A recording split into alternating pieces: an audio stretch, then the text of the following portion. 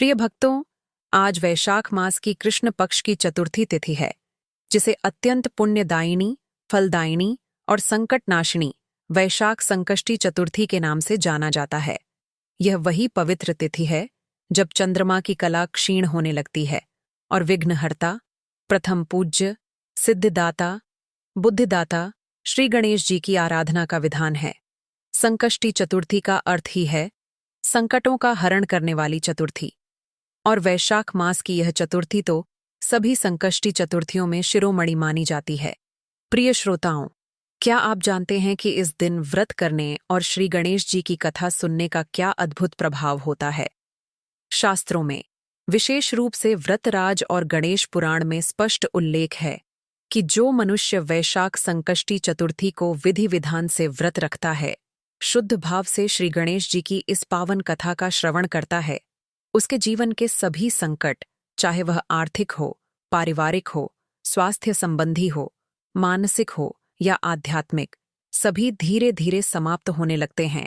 जिस प्रकार सूर्य के उदय होते ही अंधकार अपने आप नष्ट हो जाता है, उसी प्रकार इस कथा के श्रवण मात्र से अज्ञान, दरिद्रता, रोग, भय, क्रोध, लोभ, मोह ये सभी शत्रु भागने लगते हैं।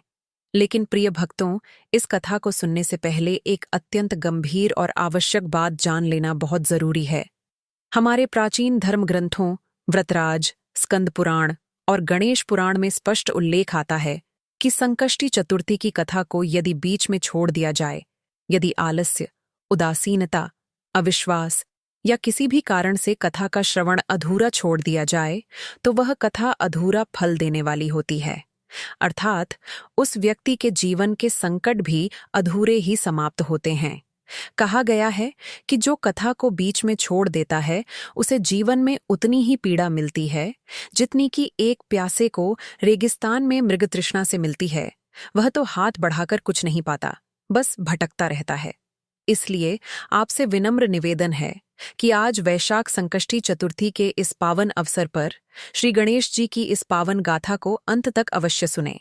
यह कथा केवल मनोरंजन की कथा नहीं है, न ही केवल एक आख्यान है। यह कथा है संकटों से मुक्ति की सिद्ध विद्या। यह कथा है विघ्नों का नाश करने वाले प्रथम पूज्य की अमृतवाणी। यह कथा है बुद्धि, सिद्धि, रिद्धि और निर्विघ्न जीवन का मूल मंत्र। आइए सबसे पहले श्री गणेश जी का ध्यान करें, उनसे प्रार्थना करें कि वे हमारी बुद्धि को शुद्ध करें, हमारे मन को शांत करें और हमें इस कथा को शुरू से अंत तक धैर्यपूर्वक सुनने और उसका पालन करने की शक्ति दें। श्री गणेशाय नमः। वक्रतुंड महाकाय सूर्यकोटि समप्रभ, निर्विघ्नं कुरु मे देव सर्वकार्येषु सर्वदा, एकदंताय विघ्नेशाय वरदाय गणाधिपे, प्रसीद प्रभु सिद्धेश श्रीकराय नमो नमः। अब अपने मन को पूर्णतः शांत करें, आंखें बंद करें, हृदय के द्वार खोलें और श्रद्धा, भक्ति एवं करुणा के साथ इस कथा को सुनने के लिए तैयार हो जाइए। प्राचीन काल की बात है, जब सतयुग और द्वापर का संधिकाल समाप्त हो रहा था और कलयुग के प्रारंभिक प्रभाव धीरे धीरे धरती पर फैलने लगे थे। उस समय भारतवर्ष के दक्षिण भाग में सह्याद्री पर्वत श्रेणियों के मध्य नर्मदा नदी के पवित्र तट पर एक अत्यंत प्राचीन, ऐतिहासिक, सांस्कृतिक और धार्मिक नगरी बसी हुई थी। उस नगरी का नाम था माहिष्मती। यह नगरी अपने भव्य मंदिरों, ऊंचे ऊंचे गोपुरमों, चारों ओर फैले हरे भरे वनों, रंग बिरंगे बागानों और मंत्रों की गूंज से प्रसिद्ध थी। नर्मदा नदी का निर्मल, शीतल और पवित्र जल इस नगरी के प्राणों की तरह बहता था।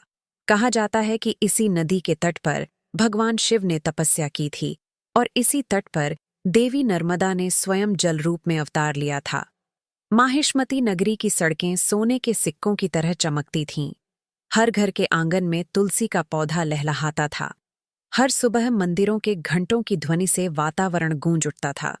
वहां के लोगों का मुख्य व्यवसाय कृषि, व्यापार, रत्न खनन और गाय पालन था।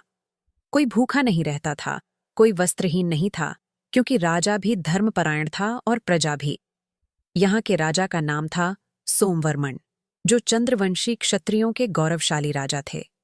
वे बड़े ही दानी, वीर, शास्त्रज्ञ और भगवान शिव के अनन्य भक्त थे। लेकिन प्रिय श्रोताओं, इस सुख, समृद्धि और शांति में एक ऐसा परिवार रहता था जिसकी कथा आज मैं आपको सुनाने जा रहा हूं, जो आपके रोंगटे खड़े कर देगी, आपके हृदय को द्रवित कर देगी और अंत में आपको अमूल्य प्रेरणा और आशीर्वाद देगी। उस नगर के उत्तर पश्चिमी भाग में, जहां घने आम्र और नीम के वृक्षों की छांव में पक्षी कलरव करते थे, वहां एक छोटा सा लेकिन बहुत ही सुंदर पक्का मकान था। उस मकान के आंगन में गुलाब, चमेली, कनेर, बेला और जूही के फूल खिले रहते थे। मकान के तोरण द्वार पर बेलपत्र, दूर्वा और कुमकुम के चिन्ह बने होते थे। इस मकान में एक ब्राह्मण दंपति रहता था। ब्राह्मण का नाम था विश्वरूप शर्मा और उनकी पत्नी का नाम था सुधा। विश्वरूप शर्मा कोई साधारण ब्राह्मण नहीं थे। वे संपूर्ण माहिष्मती नगरी में अपनी विद्वत्ता, तपश्चर्या और वेदों के ज्ञान के लिए प्रसिद्ध थे। वे प्रतिदिन सूर्योदय से पहले उठते, 3 नदियों नर्मदा, मांडवी और सरस्वती के संगम पर स्नान करते, फिर अपने घर के देवघर में श्री गणेश, शिव, विष्णु, दुर्गा और सूर्य की पूजा करते। वे प्रतिदिन 12 नाम, सहस्रनाम, श्री सूक्त, पुरुष सूक्त का पाठ करते, गायत्री मंत्र का जाप करते और पूरे दिन सत्य, अहिंसा, दया, क्षमा और संयम में रहते। उनके पास रखी हुई एक लकड़ी की कमंडल थी। उनके पास पहनने के लिए मैले कुचैले वस्त्र भी नहीं होते थे। फिर भी उनके चेहरे पर एक अपार तेज, शांति और दिव्यता बसती थी। वहीं उनकी पत्नी सुधा साक्षात धैर्य, सेवा, करुणा और मातृत्व की प्रतिमूर्ति थीं। वे अपने भोलेपन, सादगी और पति के प्रति अगाध श्रद्धा के लिए पूरे मोहल्ले में प्रसिद्ध थीं। सुबह से ही वे मंदिरों की सफाई करतीं, दीप जलातीं, गरीबों और सन्यासियों को भोजन करातीं। उनके हाथ से बना हुआ प्रसाद, लड्डू, मोदक, पूरनपोली, खीर देवताओं को भी भाता था। लोग उन्हें साध्वी माता के नाम से पुकारते थे। विवाह के प्रारंभिक कई वर्षों तक जीवन अत्यंत सुखमय, आनंदमय और संपन्नता से भरा हुआ था। दोनों के बीच अपार प्रेम था।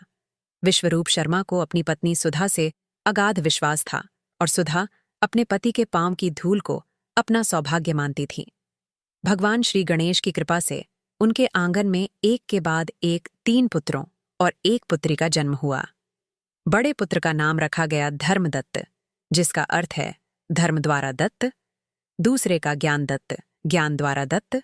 तीसरे का शांतिदत्त, शांति द्वारा दत्त। और सबसे छोटी पुत्री का नाम रखा गया भक्तिप्रिया, जिसका अर्थ है भक्तिप्रिय। चारों बच्चे अत्यंत सुंदर, स्वस्थ, गुणी, मेधावी और अलौकिक प्रतिभा के धनी थे। बड़ा पुत्र धर्मदत्त वेदों के ज्ञान में पारंगत था और 18 पुराणों का उसने कंठस्थ कर लिया था। दूसरा पुत्र ज्ञानदत्त खगोल शास्त्र, ज्योतिष शास्त्र और आयुर्वेद का विद्वान था। तीसरा पुत्र शांतिदत्त धनुर्विद्या, अस्त्रशास्त्र, घुड़सवारी और तलवारबाजी में निपुण था। फिर भी उसका स्वभाव बिल्कुल शांत और दयालु था। सबसे छोटी बेटी भक्तिप्रिया बचपन से ही श्री गणेश जी की परम भक्त थी। वह प्रतिदिन सुबह उठकर गणेश गणेश गणेश का जाप करती, दूर्वा, लाल रोली, मोदक चढ़ाती और शाम को आरती करती। उसकी भक्ति देखकर पूरा गांव उसकी प्रशंसा करता था। विश्वरूप शर्मा यज्ञ, याग, होम, हवन, अनुष्ठान और पूजा पाठ से जो धन और अन्न अर्जित करते थे, उससे वे अपना और अपने परिवार का पालन पोषण बड़ी सादगी से करते थे। फिर भी घर में कभी कोई कमी नहीं थी। बच्चे अच्छे शिक्षा ग्रहण कर रहे थे। उनके सिर पर छत थी, पेट में भरपेट भोजन था, शरीर पर वस्त्र थे और आत्मा में संतोष था। विश्वरूप शर्मा और सुधा को लगता था कि श्री गणेश ने उन्हें सब कुछ दे दिया है। एक आदर्श पति पत्नी का संबंध, स्वस्थ संतान, समाज में मान सम्मान और सबसे बढ़कर एक धार्मिक, सात्विक जीवन। लेकिन कहते हैं ना, संसार में सब कुछ क्षणभंगुर है। सुख और दुख का चक्र कभी बंद नहीं होता। जिस प्रकार पहिए की तिलियां एक के बाद एक घूमती हैं, उसी प्रकार जीवन में सुख के बाद दुख, दुख के बाद सुख आता ही है।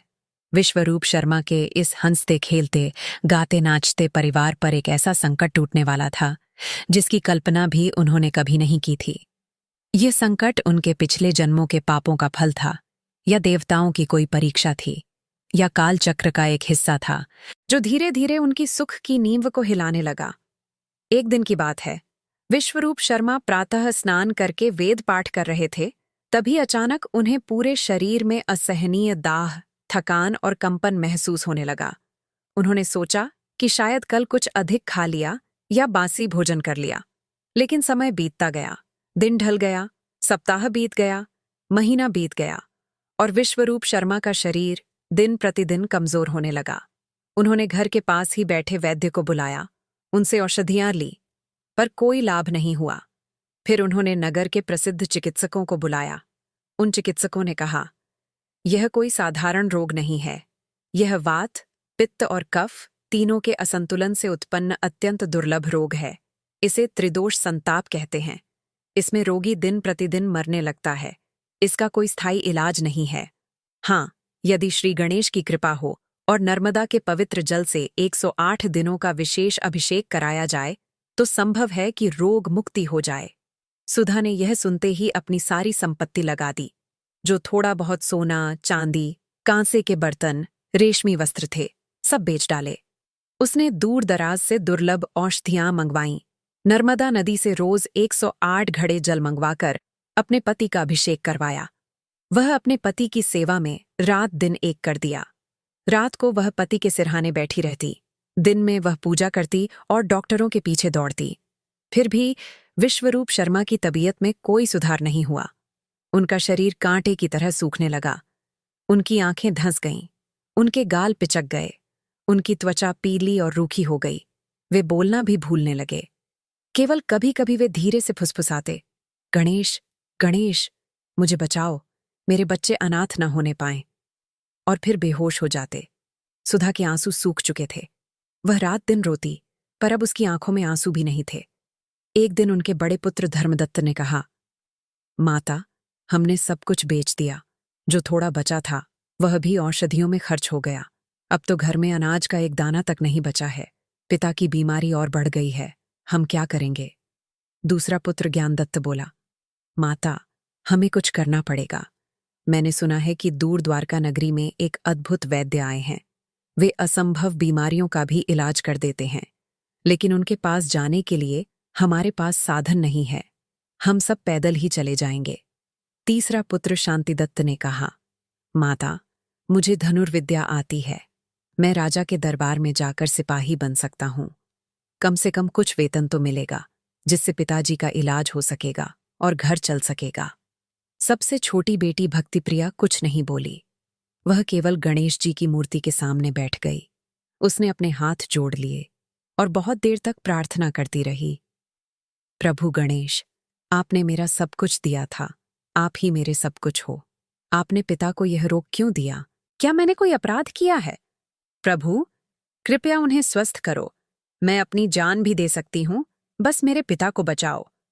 उसने पूरी रात जाग कर गणेश अथर्व शीर्ष का पाठ किया, गणेश सहस्र नाम का जाप किया और मूर्ति के सामने साष्टांग दंडवत की। लेकिन बात नहीं बनी। लेकिन विपत्ति का यह सिलसिला यहीं नहीं रुका। प्रिय श्रोताओं, मैं आपको बता दूं कि जब किसी परिवार पर संकटों का पहाड़ टूटना शुरू होता है तो वह बरसात के बाढ़ की तरह आता है। पहले एक लहर, फिर 100, फिर 1000। धीरे धीरे घर में दरिद्रता का ऐसा अंधेरा छा गया कि दीपक तक नहीं जल पाता था।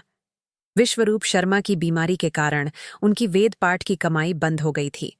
सुधा जब चिकित्सकों के पास जाती तो उन्हें तंग कर देते थे। कब दोगे पैसे? दवा ले जाओ, नहीं तो मर जाएगा तुम्हारा पति। सुधा गहने बेच चुकी थी, बर्तन बेच चुकी थी। अब उसके पास बचा था केवल एक छोटा सा मिट्टी का घर, फटे कपड़े और 4 भूखे बच्चे। एक दिन ऐसा आया जब घर में चावल का एक कण भी नहीं बचा। न दाल, न तेल, न नमक, न मसाला, न ही पीने के लिए स्वच्छ जल। बच्चे भूख से तड़प रहे थे। वे अपनी माँ से बार बार पूछ रहे थे, माँ, आज खाने में क्या बनेगा? माँ, हमें भूख लगी है। सुधा के पास खाने को देने के लिए कुछ नहीं था। वह रसोई में जाकर बैठ जाती, खाली बर्तन देखकर रोती और फिर अपने आंसू पी जाती। वह बच्चों से कहती, बेटा, धैर्य रखो, भगवान श्री गणेश सब देख रहे हैं। वे कभी अपने भक्तों को भूखा नहीं रहने देते। जरा प्रतीक्षा करो। लेकिन बच्चों की भूख किसी से नहीं सुनती। वे रोते रहते थे, मचलते थे, माँ के पीछे पड़ जाते थे। माँ, एक रोटी तो दे दे, घर में कुछ तो है, निकाल, छिपा क्यों रही है? सुधा का हृदय छलनी हो जाता था। तीसरे दिन भूख के कारण सबसे छोटी बेटी भक्तिप्रिया मूर्छित हो गई। उसका शरीर बिल्कुल कमजोर हो गया था। उसकी आंखें बंद हो रही थीं। उसकी सांसें धीमी पड़ रही थीं। सुधा चीख पड़ी, बेटी, मेरी लाडली, तू मत जा। तेरे बिना मैं कैसे रहूंगी? उसने अपने बच्चों को लेकर अपने पड़ोसियों के द्वार पर गिड़गिड़ाना शुरू कर दिया। उसने कहा, हे सज्जनों, मुझ पर दया करो। मेरे पति बीमार पड़े हैं। मेरे बच्चे भूख से मर रहे हैं। मुट्ठी भर अनाज दे दो, 2 सेर चावल दे दो। मैं तुम्हारे पैर पड़ती हूं। लेकिन दुनिया का नियम है, सुख में सब साथ देने वाले मिल जाते हैं, दुख में अकेला ही अकेला रह जाता है। जिन लोगों ने कभी विश्वरूप शर्मा के यहाँ भोजन किया था, जिनके यहाँ उन्होंने पूजा करवाई थी, जिन्होंने उनसे वेद विद्या सीखी थी, यहाँ तक कि कुछ तो उनके परिवार के सगे संबंधी भी थे, सबने मुंह फेर लिया। किसी ने कहा, हमारे पास खुद नहीं है, कहाँ से लाए तुम्हें? किसी ने कहा, अरे, तुम तो ब्राह्मण हो, तुम्हारी कमाई तो दान दक्षिणा से होती थी, अब क्यों भीख मांग रहे हो? किसी ने तो द्वार ही बंद कर दिए। सुधा को एक बूढ़ी, असहाय, गरीब विधवा ने अपनी झोपड़ी के बाहर पड़े कुछ सूखे चावल के दाने दिए। उसने कहा, बेटी, मेरे पास इतना ही है, ले जा, अपने बच्चों को उबाल कर दे दे। मैं भगवान गणेश से प्रार्थना करूंगी कि तुम्हारा कष्ट हर लें। सुधा ने वह चावल लिए, घर आई, उसे पानी में उबाला, गीली सूखी सी दलिया बनाई, अपनी बेटी के मुंह में डाला, बच्चों को खिलाया और खुद कुछ नहीं खाया। वह केवल पानी पीकर सो गई। उस रात उसने फैसला कर लिया, मैं अपने बच्चों को भूखा नहीं मरने दूंगी, भले ही मुझे कुछ भी करना पड़े। मैं कल सुबह नर्मदा के घाट पर जाऊंगी, वहां प्रार्थना करूंगी। अगली सुबह जब सूर्य की पहली किरण नर्मदा के जल पर पड़ी, तो सुधा ने अपने बच्चों को उठाया, विश्वरूप शर्मा को बिस्तर पर लिटाकर, उनके माथे पर तिलक लगाकर, उनके लिए एक लोटा पानी रखकर सबसे पहले नर्मदा नदी के उस घाट पर पहुंची जहां पर एक प्राचीन श्री गणेश मंदिर था। वह मंदिर कोई साधारण मंदिर नहीं था। उस मंदिर में स्थापित श्री गणेश की प्रतिमा स्वयंभू थी, अर्थात स्वयं प्रकट हुई, बिना किसी मानवीय हाथ की सहायता के। उस मूर्ति पर सिंदूर चढ़ा हुआ था, उसके मस्तक पर हीरे के समान चमकता एक रत्न था और उसकी सूंड दाहिनी ओर मुड़ी हुई थी, जो अत्यंत शुभ और दुर्लभ मानी जाती है। सुधा ने उस मंदिर के सामने बरगद के पेड़ के नीचे एक टूटी हुई चटाई बिछाई और अपने बच्चों को पास बैठा लिया। उसने अपनी आंखें बंद कीं और करुणापूर्वक गणेश जी से प्रार्थना करने लगी। वह न तो शास्त्रों की विद्वान थी, न ही मंत्रों की झांता थी। वह एक सीधी सादी, सरल, निष्कपट, करुणामयी नारी थी। उसने बस दोनों हाथ जोड़े और बहुत देर तक बस इतना ही दोहराती रही, हे गणेश, हे गणपति, हे एकदंत, हे सिद्धिविनायक, हे विघ्नहर्ता, हे सूर्य कोटि संप्रभ, मेरी सुन। मेरा पति मर रहा है, मेरे बच्चे भूखे हैं, मेरे पास न दान है, न दक्षिणा, न वस्त्र है, न भोजन। मैं तो आपके पास अपना दुख लेकर आई हूं। आपने अपने भक्तों को कभी निराश नहीं किया है। मेरी भी सुन लो प्रभु। मैं आपके चरणों में अपना शरीर, अपना मन, अपना सब कुछ अर्पित करती हूं। उसने 3 घंटे तक प्रार्थना की। उसके बच्चे भी उसके साथ रोते रहे।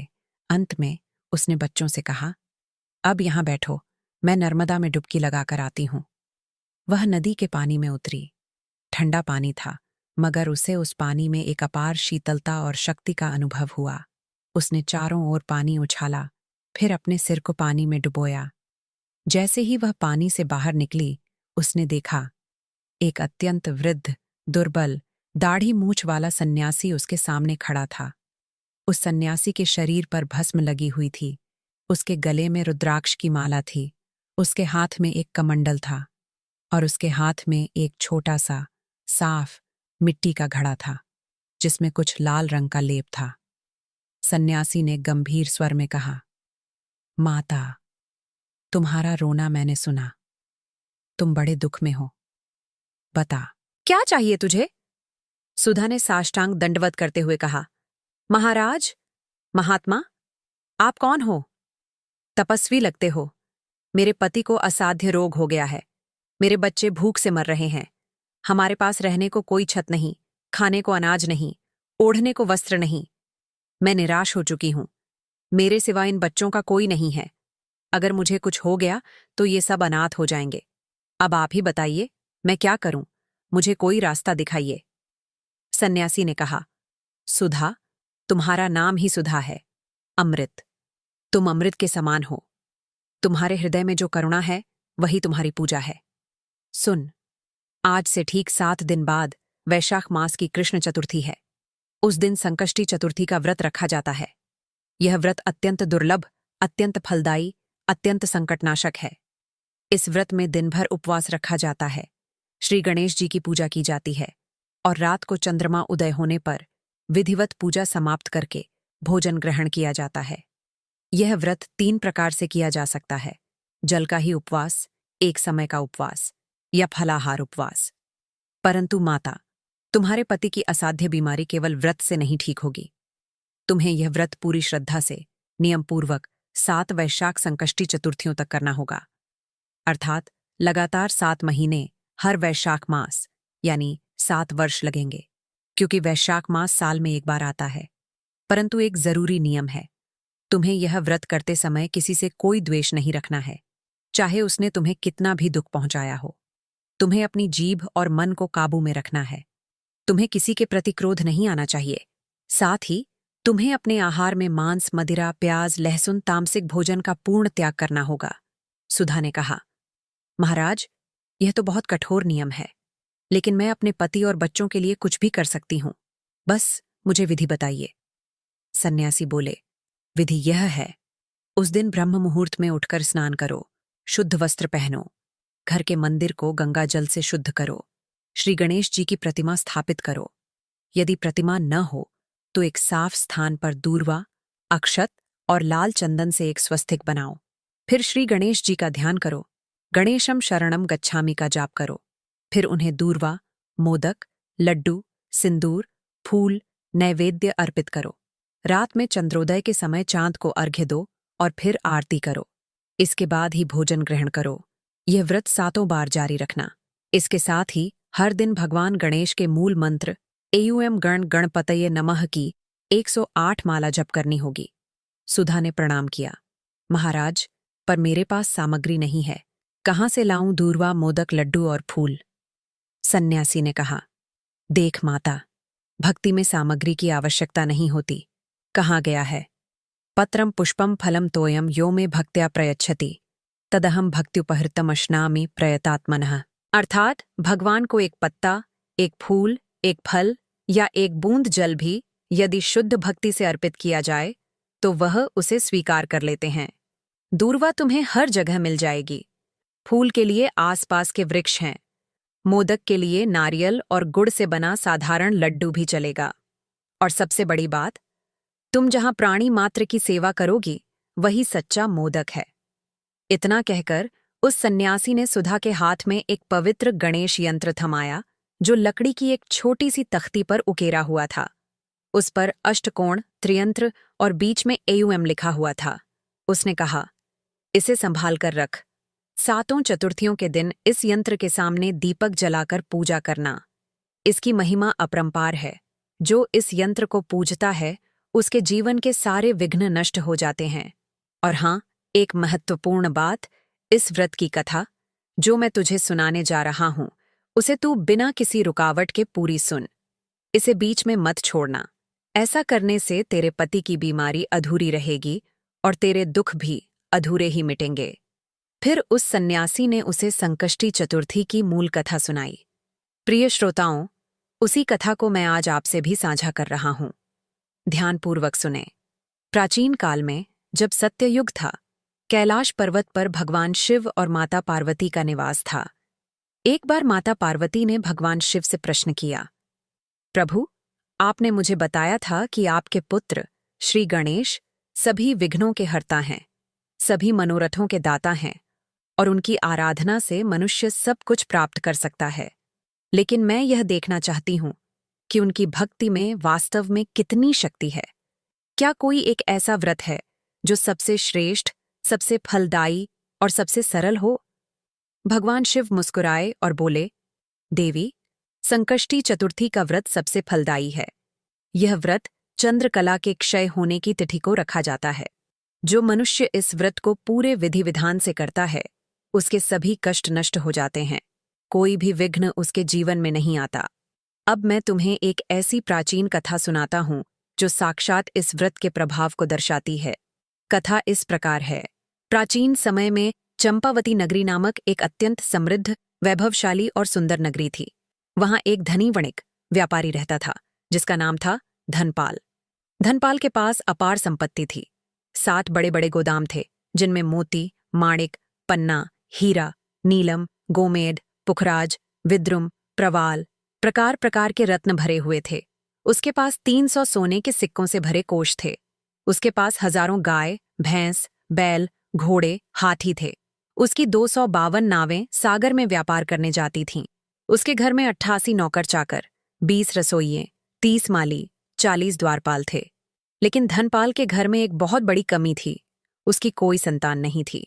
धनपाल और उसकी पत्नी धनप्रिया दोनों ने कितने ही व्रत किए, कितनी ही यज्ञ याग किए, कितने ही मंत्रों का जाप किया, कितने ही तीर्थों की यात्रा की, परंतु संतान सुख नहीं मिला। उन्हें कोई पुत्र नहीं था, कोई पुत्री नहीं थी। धनपाल ने हारकर एक बार प्रसिद्ध आर्षि विश्वामित्र के पास जाकर प्रार्थना की। विश्वामित्र ने कहा, धनपाल, तुम्हारे पिछले जन्मों में बहुत पाप थे। तुमने एक ब्राह्मण की हत्या करवाई थी, एक गाय का वध करवाया था और एक स्त्री के आभूषण चुराए थे। इसी कारण तुम्हें संतान नहीं मिल रही है। अब तुम केवल एक ही उपाय कर सकते हो। वैशाख संकष्टी चतुर्थी का व्रत करो, जो सभी पापों का नाश करने वाला है। यह व्रत श्री गणेश जी को प्रिय है। धनपाल ने तुरंत उसी दिन से व्रत का संकल्प लिया। उसने 7 वर्षों तक हर वैशाख मास की कृष्ण चतुर्थी को नियम पूर्वक व्रत रखा, भगवान गणेश जी की पूजा की और विधि विधान से कथा सुनी। 7वें वर्ष के व्रत के पूर्ण होने के बाद माता पार्वती ने प्रसन्न होकर उसे दर्शन दिए और कहा, धनपाल, तुम्हारी भक्ति से मैं अत्यंत प्रसन्न हूं। अगले वर्ष तुम्हें एक पुत्र रत्न की प्राप्ति होगी। ठीक वैसा ही हुआ। अगले वर्ष धनप्रिया ने एक अत्यंत सुंदर, बलवान, गुणवान, प्रतिभाशाली पुत्र को जन्म दिया, जिसका नाम रखा गया धनदत्त। धनदत्त बड़ा होकर एक बड़ा राजा बना और उसने अपने पिता की संपत्ति को 10 गुना बढ़ा दिया। प्रिय श्रोताओं, यह कथा सिखाती है कि संकष्टी चतुर्थी का व्रत न केवल संतान सुख देता है, अपितु धन, विद्या, बुद्धि, स्वास्थ्य, समृद्धि और अंत में मोक्ष का द्वार खोलता है। अब मैं आपको उसी 7वीं चतुर्थी के बारे में बताता हूं, जब सुधा का जीवन बदल गया। सुधा उस सन्यासी की बातों को हृदय से लगाकर घर लौटी। उसने अगले दिन से ही तैयारी शुरू कर दी। उसने अपने पति के सिर पर हाथ रखकर कहा, स्वामी, आप चिंता मत कीजिए। अब मुझे एक रास्ता मिल गया है। अब आप जल्दी ठीक हो जाएंगे। विश्वरूप शर्मा ने धीरे से आंखें खोली, मुस्कुराए और कहा, सुधा, मुझे तुम पर भरोसा है। तुम ही मेरी लक्ष्मी हो, मेरी सरस्वती हो, मेरी जीवन हो। तुम जो कहो वही करो, बस कभी हार मत मानना। 7 दिन बीत गए। वह दिन आ गया, वैशाख संकष्टी चतुर्थी। सुधा ने ठीक 4 बजे प्रातःकाल उठकर स्नान किया। उसके पास महंगे वस्त्र नहीं थे, फिर भी उसने सफेद, साफ सुथरा, धुले हुए सूती वस्त्र पहने। उसने घर में एक कोने को साफ किया, वहां गंगा जल के छींटे दिए। फिर उस गणेश यंत्र को स्थापित किया जो सन्यासी ने दिया था। यंत्र के सामने एक पीतल का छोटा दीपक रखा। उसमें जलते हुए देसी घी का दिया जलाया। उसके पास चंदन नहीं था तो उसने बस लाल मिट्टी का तिलक लगा दिया। उसके पास फूल नहीं थे तो उसने साफ पानी में तुलसी के पत्ते और दूर्वा के अंकुर डाल दिए। उसके पास लड्डू नहीं थे तो उसने गुड़ और तिल का एक छोटा सा लड्डू बनाकर रख दिया। उसने पूरा दिन निराहार रहकर केवल एयुएम गणपतये नमः का जाप किया। उसके बच्चे भी भूखे थे, वह भी भूखी थी, पर उसने सबको धैर्य रखने को कहा। उसने बच्चों को अपने पास बैठाया और उस पवित्र यंत्र के सामने घंटों भजन गाए। शाम हुई, सूर्य ढल गया। रात हुई, चांद निकला। चंद्रोदय के समय उसने नर्मदा नदी में जाकर चांद को अर्घ्य दिया। वापस आकर श्री गणेश जी की आरती उतारी और फिर बच्चों के साथ भोजन ग्रहण किया। वही सूखी रोटी और नमकीन दाल जो किसी पड़ोसी के यहां से भीख मांगकर लाई थी। 1 सप्ताह बीत गया। अचानक एक अद्भुत घटना घटी। विश्वरूप शर्मा की बीमारी में कुछ सुधार दिखाई देने लगा। उन्होंने अपने आप बिस्तर से उठने का प्रयास किया। सुधा ने देखा तो उसकी खुशी का ठिकाना नहीं रहा। वह उनके पैरों पर गिर पड़ी। उसने कहा, स्वामी, श्री गणेश जी ने हम पर कृपा करनी शुरू कर दी है। अब आप जल्द ही ठीक हो जाएंगे। लेकिन यह सुधार 7 दिन से अधिक नहीं रहा। फिर से विश्वरूप शर्मा बीमार हो गए। कभी बुखार हो जाता, कभी दर्द हो जाता, कभी उल्टी हो जाती। सुधा को लगा कि कहीं व्रत का फल अधूरा तो नहीं रह गया। उसने सोचा, मैंने गलती कहीं की है। क्या मैंने कोई नियम तोड़ा था? उसने फिर से उसी घाट पर जाकर प्रार्थना की। उसी रात उसे एक स्वप्न आया। उस स्वप्न में स्वयं श्री गणेश जी, जिनका रूप गजानन था, 4 भुजाएं थीं, जिनके एक हाथ में पाश, दूसरे में अंकुश, तीसरे में मोदक पात्र, चौथे में अभय मुद्रा थी, प्रकट हुए। उनका वाहन मूषक उनके बगल में बैठा था। उनके मस्तक पर चंद्रमा था, उनका एक दांत टूटा हुआ था। उन्होंने कहा, सुधा, तुम्हारा व्रत पूर्ण हुआ है, परंतु तुम्हारी कथा में एक बाधा आई थी। तुमने कथा के मध्य में, ठीक उस समय जब मैं धनपाल को वरदान दे रहा था, तुमने अपनी बेटी भक्तिप्रिया को रोते हुए सुनकर वहां से ध्यान हटा लिया था। तुम कथा से विचलित हो गई थीं। इसी कारण व्रत का पूरा फल तुरंत नहीं मिला। अब अगले वर्ष 7वीं बार जब तुम यह व्रत करोगी तो पूर्ण ध्यान से करना। कथा को बिल्कुल भी बीच में मत छोड़ना। मैं तुम्हारी सारी मनोकामनाएं पूर्ण करूंगा। सुधा ने स्वप्न में ही हाथ जोड़ लिए। प्रभु, क्षमा करें, मैं आपके चरणों में पड़ती हूं। अब मैं कथा को अंत तक सुनूंगी, चाहे कुछ भी हो जाए। इस प्रकार सुधा ने नियम पूर्वक प्रतिवर्ष वैशाख संकष्टी चतुर्थी का व्रत किया। दूसरे वर्ष विश्वरूप शर्मा की बीमारी आदि कम हो गई। तीसरे वर्ष 3/4 कम हो गई। चौथे वर्ष वह चलने फिरने लगे। 5वें वर्ष वह वेद पाठ करने लगे। 6ठे वर्ष वह पूर्णतः स्वस्थ हो गए। और 7वें वर्ष, जो नियति का अंतिम वर्ष था, उस वर्ष की वैशाख संकष्टी चतुर्थी को सुधा ने विशेष अनुशासन के साथ व्रत रखा। उसने सुबह से ही अपने मन को एकाग्र किया। किसी से कोई अप्रिय शब्द नहीं बोला, किसी के प्रति द्वेष नहीं रखा। उसने बच्चों को पास बैठाया और पूरे दिन उन्हें धर्म की शिक्षा दी और श्री गणेश जी के मंत्रों का जाप किया। उस दिन दोपहर के समय ठीक 12 बजे एक चमत्कार हुआ। उसके घर के दरवाजे पर एक संत आए। संत बिल्कुल वैसे ही थे जैसे वह सन्यासी 7 वर्ष पहले नर्मदा के घाट पर मिले थे। सुधा ने उन्हें पहचान लिया। संत ने कहा, सुधा, तुम कथा के लिए तैयार हो? सुधा ने कहा, हाँ महात्मा, मैं 7 वर्षों से इसी दिन की प्रतीक्षा कर रही थी। कृपया मुझे पूर्ण कथा सुनाइए। संत ने कहा, तो सुन सुधा, यह कथा 7 खंडों में है और इसे बिना रुके, बिना विचलित हुए सुनना होगा। यदि तूने बीच में पानी भी पिया या हाथ पैर भी हिलाए तो कथा का प्रभाव कम हो जाएगा। सुधा ने संकल्प लिया कि वह बिना हिले डुले, बिना कुछ खाए पिए कथा पूरी सुनेगी। तब संत ने 7 खंडों की संकष्टी चतुर्थी कथा का विस्तार से वर्णन किया, जिसे आज भी गणेश पुराण और व्रतराज में पढ़ा जाता है। मैं उसी कथा का सार दे रहा हूं। प्रथम खंड, सृष्टि के प्रारंभ में गणेश जी का प्राकट्य। कहा जाता है कि जब ब्रह्मा जी ने सृष्टि की रचना की, तब सबसे पहले उन्हें एक विघ्न आया। राक्षसों और दैत्यों ने उत्पात मचाना शुरू कर दिया। ब्रह्मा जी ने भगवान विष्णु से प्रार्थना की। तब भगवान विष्णु ने कहा, ब्रह्मा, तुम श्री गणेश की आराधना करो, वे ही सभी विघ्नों का भंजन कर सकते हैं। ब्रह्मा जी ने 1000 वर्षों तक कठोर तपस्या की। अंत में श्री गणेश प्रकट हुए, जिनके मस्तक पर चंद्र, हाथ में पाश और अंकुश और एक दंत भग्न था। उन्होंने ब्रह्मा जी को सृष्टि का अधिकार प्रदान किया और सभी राक्षसों को नष्ट कर दिया। तब ब्रह्मा जी ने प्रतिवर्ष वैशाख कृष्ण चतुर्थी को श्री गणेश जी का व्रत रखने का आदेश दिया। यह पहला खंड था। द्वितीय खंड, चंद्र की कथा। एक बार चंद्रमा, चंद्रदेव, बहुत घमंडी हो गया। उसने सोचा, मैं सबसे सुंदर हूं, मैं सबसे तेजस्वी हूं। वह श्री गणेश जी को नमस्कार करना भूल गया। श्री गणेश जी क्रोधित हो गए और उन्होंने चंद्रमा को श्राप दिया, जाओ, तुम्हारी कला क्षीण हो जाएगी, तुम विवर्ण हो जाओगे और कोई भी तुम्हें पूर्णिमा पर नहीं देखेगा। चंद्रमा ने अपनी गलती मानी और श्री गणेश जी से क्षमा मांगी। तब श्री गणेश जी ने कहा, ठीक है, मैं तुम्हें श्राप का कुछ वरदान देता हूं। संकष्टी चतुर्थी के दिन जो कोई व्रत करेगा और चंद्र दर्शन करेगा, उसके सारे कष्ट मिट जाएंगे। परंतु जो इस दिन चंद्रमा को नहीं देखेगा या व्रत नहीं करेगा, उसे कलंक लगेगा। यह दूसरा खंड था।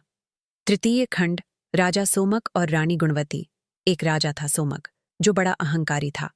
उसकी रानी गुणवती बड़ी सात्विक, धर्मपरायण और गणेश भक्त थी। रानी ने हर चतुर्थी का व्रत रखा, पर राजा ने उसका उपहास किया। एक बार राजा को असाध्य रोग हो गया। कोई भी चिकित्सक उसे ठीक नहीं कर सका। तब रानी ने गणेश जी से प्रार्थना की और व्रत किया। उसी रात राजा ने स्वप्न में गणेश जी को देखा। गणेश जी ने कहा, राजा, तुमने अपनी पत्नी के व्रत का मजाक उड़ाया। पश्चाताप करो और स्वयं व्रत करो। राजा ने वैशाख संकष्टी चतुर्थी का व्रत किया और वह रोग मुक्त हो गया। यह तीसरा खंड था। चतुर्थ खंड, ब्राह्मण तपोमूर्ति की कथा। एक गरीब ब्राह्मण तपोमूर्ति था। उसके पास कुछ भी नहीं था, न अन्न, न वस्त्र, न आसन।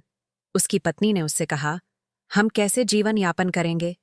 ब्राह्मण ने कहा, हम श्री गणेश का व्रत करेंगे। उन्होंने वैशाख चतुर्थी का व्रत किया। व्रत के दिन उनके पास फूल, फल, मोदक कुछ भी नहीं था। उन्होंने केवल दूर्वा और जल से पूजा की। उसी रात श्री गणेश प्रकट हुए और बोले, तुम्हारी भक्ति से मैं प्रसन्न हूं। कल सुबह तुम्हें एक तुलसी के पेड़ के नीचे सोने का घड़ा मिलेगा। सुबह ऐसा ही हुआ। उस सोने से ब्राह्मण ने अपना सारा दुख दूर कर लिया। यह चौथा खंड था। पंचम खंड, पांडवों की संकट मुक्ति। कलयुग के प्रारंभ में, महाभारत के युद्ध के बाद, पांडवों के ऊपर भयंकर संकट आया। द्रौपदी को एक असाध्य रोग हो गया। उसका शरीर सूखने लगा। नारद मुनि ने सुझाव दिया, हे राजा युधिष्ठिर, आप वैशाख संकष्टी चतुर्थी का व्रत करें। यह व्रत श्री गणेश जी को अत्यंत प्रिय है। युधिष्ठिर ने पूरे विधि विधान से व्रत किया, कथा सुनी और द्रौपदी के रोग का नाश हुआ। तब युधिष्ठिर ने पूछा, इस व्रत का महत्व क्या है? नारद जी ने कहा, यह व्रत त्रिसंयोगी है। यह शरीर के रोग, मन के रोग और आत्मा के रोग तीनों का नाश करता है। जो इस व्रत को श्रद्धापूर्वक करता है, वह जीते जी सब सुख भोगता है और अंत में गणपति के धाम को प्राप्त होता है। यह पांचवां खंड था। षष्ठ खंड, व्यापारी मदनपाल। एक व्यापारी मदनपाल अपने जहाज से विदेश व्यापार करने गया। रास्ते में भयंकर आंधी आई। जहाज डूबने लगा। सभी नाविक चिल्लाने लगे, बचाओ बचाओ। तब मदनपाल को गणेश जी की संकष्टी चतुर्थी याद आई। उसने प्रार्थना की, हे गणेश, यदि मैं इस संकट से बच गया तो मैं 7 वर्षों तक वैशाख संकष्टी चतुर्थी का व्रत करूंगा। तुरंत आंधी थम गई। जहाज सुरक्षित बंदरगाह पर पहुंच गया। मदनपाल ने अपनी प्रतिज्ञा पूरी की और अत्यंत धनवान बन गया। यह छठा खंड था।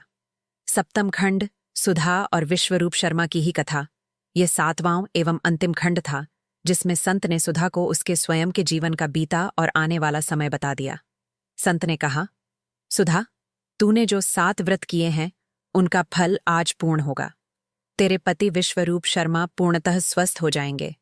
तेरे बच्चों को अच्छी शिक्षा मिलेगी, वे सुयोग्य बनेंगे।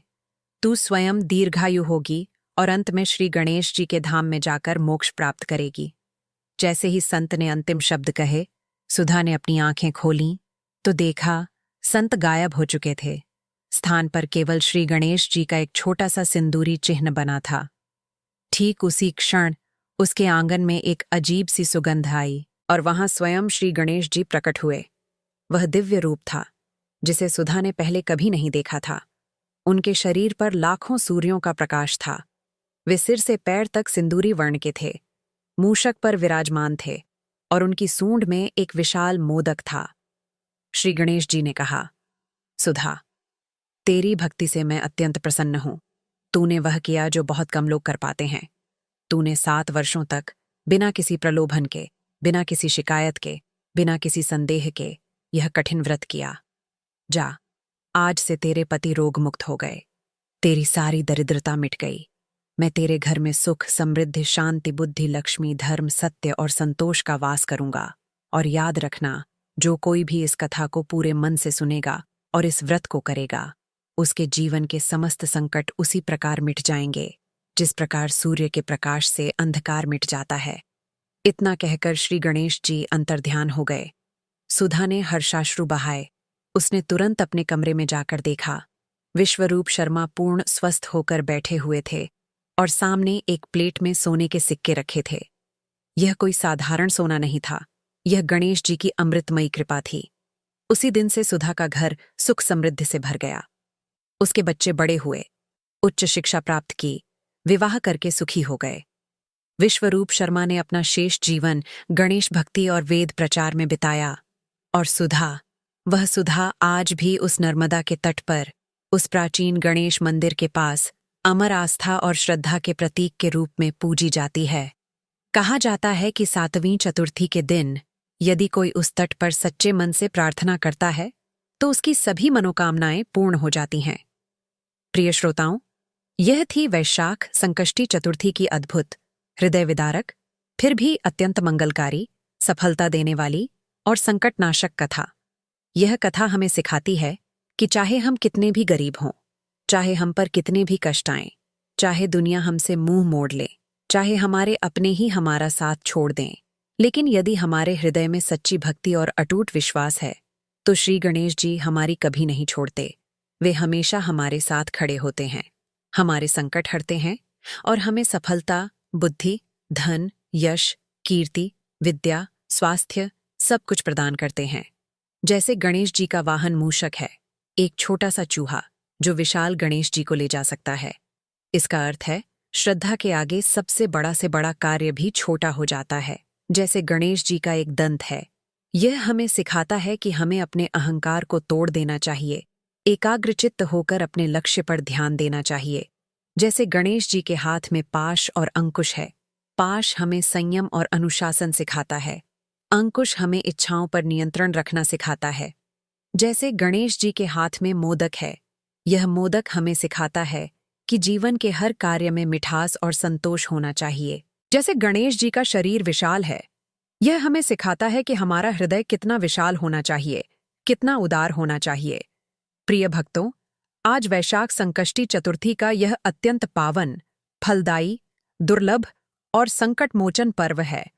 यह वही चतुर्थी है जिसमें भगवान श्री गणेश ने धनपाल को पुत्र दिया था, जिसमें राजा सोमक को रोग मुक्त किया था, जिसमें ब्राह्मण तपोमूर्ति को सोने का घड़ा दिया था, जिसमें मदनपाल के जहाज को बचाया था और जिसमें सुधा के पति को स्वास्थ्य, धन और दीर्घायु प्रदान की थी। आज के दिन जो कोई भी शुद्ध हृदय, एकाग्र मन और निष्कपट भाव से इस कथा को सुनेगा, व्रत का पालन करेगा, उसके जीवन के कष्ट, चाहे वह आर्थिक हो, पारिवारिक हो, दाम्पत्य हो, संतान संबंधी हो या स्वास्थ्य संबंधी हो, सभी धीरे धीरे समाप्त हो जाएंगे। घर में सुख शांति आएगी, पैरों में स्थिरता आएगी, मन में संयम आएगा और अंत में गणेश जी के धाम की प्राप्ति होगी। किंतु एक बात फिर से याद दिला दूं, यह कथा अधूरी नहीं छोड़नी चाहिए। इसे बीच में रोकना, उठकर चले जाना या ध्यान भटकाना, यह सब कथा के फल को क्षीण कर देता है। वैसे ही जैसे कोई घी के दीपक में पानी डाल दे, वह बुझ जाता है, उसी प्रकार अधूरी कथा अधूरा फल देती है। इसलिए यदि आप यहाँ तक पहुँचे हैं तो हमारा विश्वास करें, आपके जीवन के सभी संकट मिट चुके हैं। आपने सच्ची लगन, धैर्य और समर्पण से इस कथा को सुना है। अब इस कथा को अपने जीवन में उतारिए और श्री गणेश जी को प्रसन्न कीजिए। प्रिय श्रोतागण, हमें पूर्ण विश्वास है कि श्री गणेश जी की यह पावन, मार्मिक, प्रेरणादायक और ऐतिहासिक कथा आपके हृदय की गहराइयों तक पहुंची होगी। इस कथा ने आपको धैर्य, श्रद्धा, क्षमा, दया, सेवा और अहिंसा का जो पाठ पढ़ाया है, उसे अपने जीवन में उतारिए। जिस प्रकार सुधा ने 7 वर्षों तक व्रत किया और अंत में सब कुछ पा लिया, उसी प्रकार आप भी यदि इस व्रत को श्रद्धापूर्वक करेंगे तो आपके सभी संकट मिटेंगे। यदि इस कथा ने आपके मन को छुआ है तो श्री गणेश जी के चरणों में अपनी उपस्थिति दर्ज कराने के लिए कमेंट बॉक्स में अवश्य लिखें AUM गण गणपतये नमः और संकट हरो मेरे गणेश जी। इस दिव्य ज्ञान, करुणा और संकट मोचन की धारा को केवल अपने तक सीमित न रखें। इस कथा को अपने परिवार, मित्रों, पड़ोसियों और सभी शुभ चिंतकों के साथ अधिक से अधिक साझा करें, ताकि वे भी वैशाख संकष्टी चतुर्थी के इस पावन व्रत की महिमा को समझ सकें और उनके जीवन के संकट दूर हों। इस वीडियो को लाइक करें, अपने सभी सोशल मीडिया प्लेटफॉर्म्स पर शेयर करें और सबसे बड़ी बात, शांति, करुणा, बुद्धि, समृद्धि और ज्ञान की अनमोल शिक्षाओं से निरंतर जुड़े रहने के लिए हमारे चैनल अनंत भक्ति कथा को अभी सब्सक्राइब करें और बेल आइकन दबाना न भूलें ताकि हर नई पौराणिक, ऐतिहासिक और फलदायी कथा की सूचना आप तक पहुंचे। श्री गणेश जी की अपार कृपा, अगाध बुद्धि, दीर्घ आयु, सुख, समृद्धि और सिद्धियां आप पर, आपके परिवार पर और संपूर्ण विश्व के सभी प्राणियों पर सदा बनी रहें। एयुएम गण गणपतये नमः। एयुएम श्री सिद्धि विनायकाय नमः। एयुएम एकदंताय विद्महे वक्रतुंडाय धीमहि तन्नो दंति प्रचोदयात्। सभ्य सत्ता सुखी होन्तु, सभ्य सत्ता अवेरा होन्तु, सभ्य सत्ता निदुःखा होन्तु। तथास्तु। शांति, शांति, शांति। वैशाख संकष्टी चतुर्थी की जय। श्री गणेश जी की जय।